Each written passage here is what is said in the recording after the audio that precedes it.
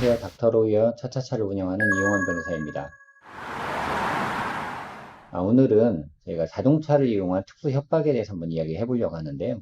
우리가 자동차를 운전하다가 서로 간에 아, 분쟁이 이 붙어서 새끼가 이거. 자동차를 이용해 상대방한테 어떤 위협감을 줄 때는 형법상 특수협박죄에 해당하게 됩니다. 특수협박이라는 것은 위험한 물건을 휴대해서 협박을 가할 때 특수협박죄에 해당한다고 보는데요. 형법 284조를 보시면 특수협박, 위험한 물건을 휴대해서 협박을 할 때는 7년 이하의 징역 또는 1천만 원 이하의 벌금에 처한다 이렇게 규정하고 있습니다. 형량이 이제 상당히 높기 때문에 특수협박이 되는 경우에 우리가 재판까지 받게 되는 경우가 많은데요. 저희한테 사건을 의뢰해 주시는 의뢰인은 외곽순환도로에서 김포 쪽으로 이제 빠져나가면서 킥보드 차량을 보지 못하고 운전을 하다 킥보드 차량에게 어떤 위협감을 준 그런 사례였습니다. 우선은 도로상을 한번 보시면요. 김포 쪽에서, 김포 쪽에 이제 외곽순환도로를 타고 가다가 김포 IC에서, 이제 도로를 빠져서, 신곡 사거리 부분으로 이렇게 쭉 이렇게 진행을 하다가, 그래서 이제 좌회전을 하게 되는데, 이때 이제 직진을 하던 킥보드를 보지 못하고 좌회전을 하기 위해서 왼쪽 차선으로 이제 밀어 들어가면서, 킥보드에게 위협감을 줬던 사건이었습니다. 근데 킥보드 운전자 입장에서는 본인이 클락션을 엄청나게 울렸음에도 불구하고 이 운전자가 자기가 킥보드 올렸다라는 것에 대해서 기분이 나쁜 그런 입장에서 계속 밀고 들어온 것이 아닌가. 한마디로 이제 보복을 한 것이 아니냐. 그래서 이제 특수협박죄를 이제 고소를 했던 사건이었습니다. 결론은 먼저 이야기하자면 저희가 불기소 처분을 받았습니다. 보시면 서울 남부지방검찰청에서 특수협박죄에 대해서 혐의 없는 이제 증거 불충분을 받았는데요. 우선은 경찰에서는 이제 기소 의견으로 송치를 했어요. 한마디로 이제 특수협박의 고의가 있다. 뭐 이런 취지로 이제 했는데요.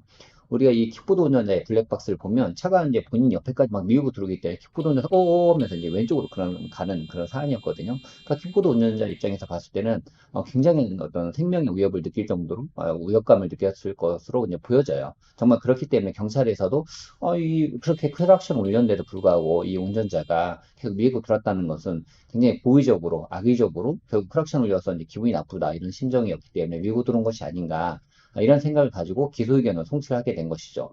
의뢰인 입장에서는 본인은 킥보드를 못 봤다는 거예요. 과연 이 사건에서 의뢰인이 그 킥보드 운전자를 우회를 가하려는 그런 의사가 있었느냐. 근데 그 부분을 저희가 이제 집중적으로 이제 의견을 제출해서 이제 검사님께서 그 의견서를 보시고 과연 정말 이 운전자에게 킥보드 운전자를 위협을 하려는 그런 의도가 있었는지 이 부분에 좀 의문을 가지게 됐고 실제 그런 의사가 없었다라는 점을 증거 불충분을 하게 된 건데요. 통상 도로에서 킥보드 운전자가 1차선을 가는 일들이 그렇게 많지 않잖아요. 근데 1차선을 막 가고 있는 상태에서 킥보드를 못 봤다는 거죠. 근데 저희가 그 당시에는 사실은 통화 내역을 조회해 보니 이분이 다른 분과 통화를 하고 있었어요. 이 동시간대에 통화를 하면서 이 왼쪽 귀에다가 통화를 이제 핸드폰을 하면서 운전을 하고 있었기 때문에 옆에서 킥보드 소리를 못 들을 수밖에 없었던 거죠. 그래서 결국 나중에 부딪히기 직전에 이 킥보드를 발견하고 그 자리에서 멈춰오게 됐는데 그래서 저희 의뢰인 같은 경우는 창문을 열어서 손을 흔들면서 미안하다 표시했는데도 불구하고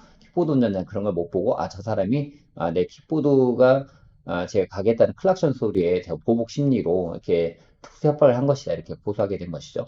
결국은 뭐 수사 단계에서 저희가 검사님에게 그런 자료들을 충분히 제출해서 우리가 실제 운전을 하는 과정에서 전화 통화를 하고 있었기 때문에 정말 못 들은 것이다라는 부분을 제가 설명을 했던 것이고요. 그분이 받아들여져서 이제 불기소 처분을 받게 된 사건입니다. 자, 이것처럼 우리가 의도하지 않게 사실은 알지도 못했는데도 불구하고 이렇게 특수협박죄로 기소 의견까지 가는 경우들이 있는데요. 이런 경우에는 객관적인 증거를 통해서 우리가 고의가 없었다라는 부분을 입증해야 됩니다. 향후에도 이런 난폭운전이라든가 또 특수협박으로 인해서 문제가 됐던 사안들이 있다고 하면 그 뭐 수사관의 의견에 그냥 바로 뭐 수긍하시는 게 아니고 한번 알아보시는 것도 굉장히 중요할 것으로 생각됩니다. 감사합니다.